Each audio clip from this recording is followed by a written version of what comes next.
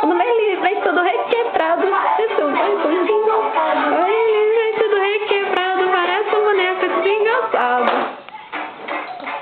Ai, que lindo.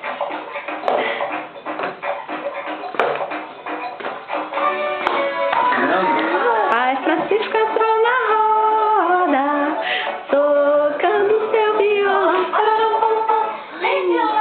seu delegado, e o pai Francisco foi pra prisão. Que é? Tô embaixo dessa tela.